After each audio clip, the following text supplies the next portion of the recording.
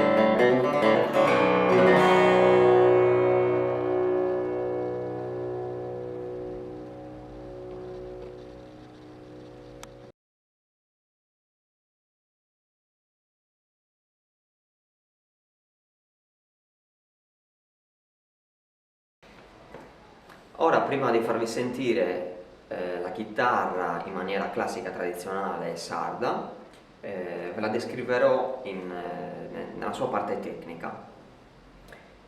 La chitarra, ovviamente chitarra sarda baritona classica, è stata modificata, questo si vede dal punto di vista estetico, quindi l'estetica è stata modificata senza quadrettature, ovviamente, perché il genere che fa Florian Huber è pop folk, non è musica sarda, quindi non poteva assolutamente avere né eccentrici disegni, né fiorature, né niente di esteticamente pesante ed invasivo.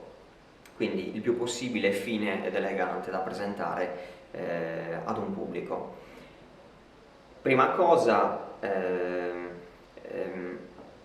mi fa un grandissimo piacere ovviamente aver realizzato, di essere stato anche scelto, diciamo, comunque come liutaio per realizzare una chitarra che sarà una bandiera per una band di fama internazionale del panorama pop. Quindi ovviamente come prima cosa, essendo una chitarra bandiera di una band, la prima cosa che abbiamo fatto è stato realizzare e pensare il logo della band di Dr. Phil and Friends al 12° tasto, quindi realizzato in madreperla, scusate, incastonato sulla tastiera in ebano.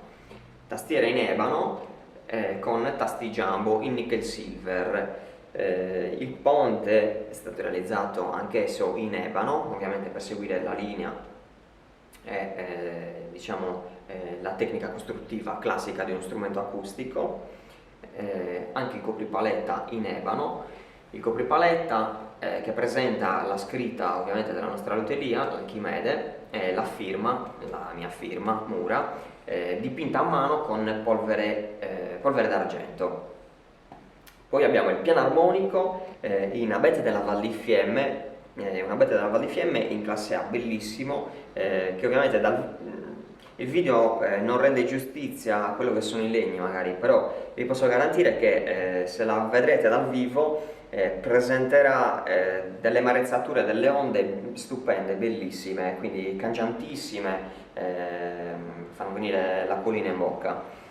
Fondo e fasce sono state realizzate in Palisandro Santos, proveniente dal Brasile, un altro intarsio sempre dipinto a mano in polvere d'argento, su della radica di tuia profumatissima e bellissima sul tacco, manico in cedrella, dal 2012 diventata protetta e quindi ormai rara, quindi anche questa è una caratteristica di questo strumento, avere un manico con un materiale che ormai è raro, protetto, e quindi che sicuramente potremo trovare fra molti anni sul mercato. Meccaniche autobloccanti Goto incastonate all'interno della paletta per una maggiore solidità della paletta stessa e un maggior sustain dello strumento.